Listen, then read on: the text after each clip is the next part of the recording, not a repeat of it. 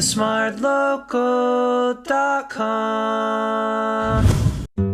Hi everyone, welcome back to another episode of TSL Travels. We'll be discovering the beautiful city of Medan, a gateway to the sights and sounds of Sumatra. Right after we landed, we took a 5-hour drive to Parapat. Along the way, we stopped by for lunch in the city of Pematang Siantar. Medan is famous for their food, and mee pancit is one of the most popular noodle dishes in the area.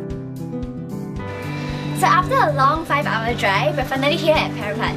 We're gonna spend the night here with a view of the beautiful Lake Toba. Lake Toba is the biggest volcanic lake in the world. It's also the site of a supervolcanic eruption that took place some 77,000 years ago, killing most of humanity. You won't notice any of its turbulent history when you visit. Watching the sun set over Lake Toba is incredibly calming. On our second day, we visited the iconic goldfish monument. Locals believe that a man named Toba once had a beautiful wife, a goldfish that took the form of a woman. We bought ourselves some tiny mangoes along the way to fuel our tummies. These fruits were planted and harvested in Lake Toba and tasted really sweet. En route to our next destination, we stopped by Sima Jalanjung for a cup of their signature ginger tea.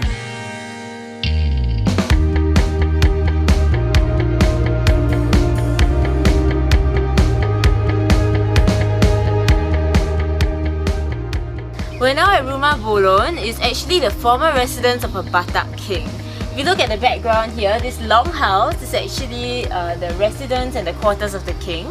We heard that the king has 22 wives, and this is where they come to pound on the corn to make flour. Standing in the Batak residence, you will notice many buffalo skulls hanging from the ceiling. A buffalo was sacrificed each time a new king takes over, as their horns symbolize power. Rumah Bolon's architecture is fascinating. You won't find a single nail in this building as it is held together entirely by interlocking wooden planks.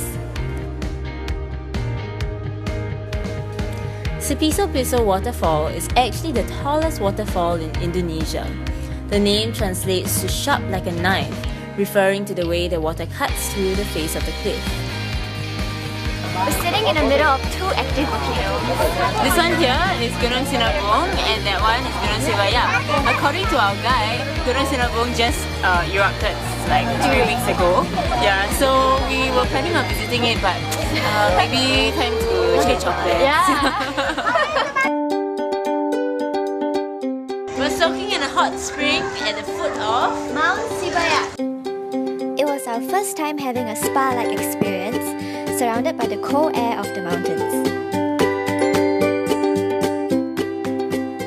After a long 5-hour drive, we arrived at Gunung Dosa National Park at Bukit Lawang.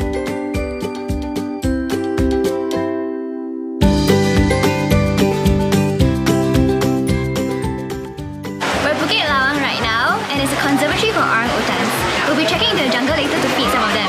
Now we're having a scenic lunch by the river at Sam's Bungalow before we head into the forest to feed the orangutans.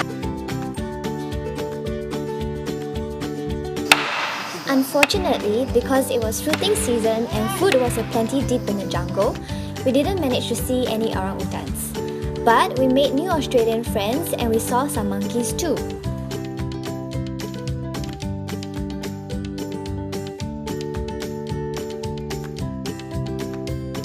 Medan is famous for their durian, so of course I had to try some.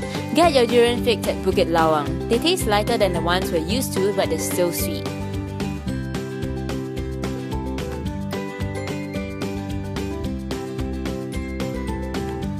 What you're looking at right now is a heart attack in a box. Martabak is basically mee jam kueh, only 10 times more sinful. Try the chocolate cheese flavor. It was our first time mixing these two things together, but it was surprisingly good. Thank you Changi Airport for bringing us to Medan and getting us acquainted with Sumatra's natural beauty. This is the last episode of our Discover Indonesia series. You can watch our previous episodes and visit Indonesia's hidden gems yourself. Find out the latest deals in the description box below.